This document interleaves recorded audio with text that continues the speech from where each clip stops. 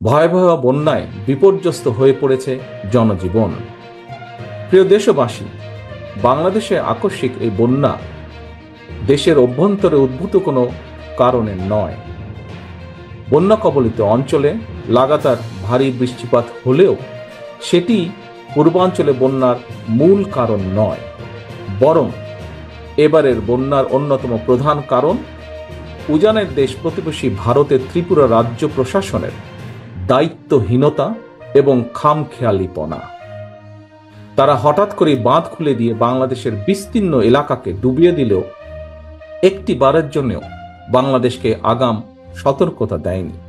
ফলে আকস্মিক বন্যার দেশের বিস্তীর্ণ এলাকা ভাসিয়ে নিলেও পরিস্থিতি মোকাবেলায় বাংলাদেশ সামান্য একটু প্রস্তুতি নেবার সুযোগ পর্যন্ত পায়নি।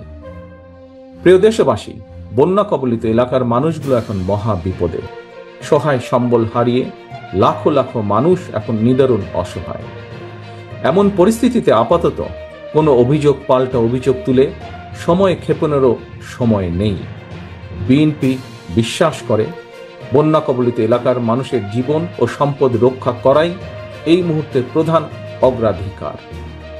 দেশের বন্যা পরিস্থিতিতে আমি সারা দেশে, বিশেষ করে দেশের যেসব এলাকা বন্যা আক্রান্ত হয়নি সেসব এলাকার বিএনপি এবং এর অঙ্গ সহযোগী সংগঠনের নেতাকর্মীদের প্রতি আহ্বান জানিয়ে বলতে চাই, আপনারা সমন্বিতভাবে বন্যা কবলিত এলাকার মানুষের পাশে দাঁড়ান।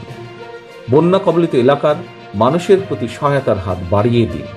বন্যা কবলিত অঞ্চলে খাদ্য, বস্ত্র, চিকিৎসা এবং ওষুধের সহায়তা দিন, ব্যবস্থা করুন।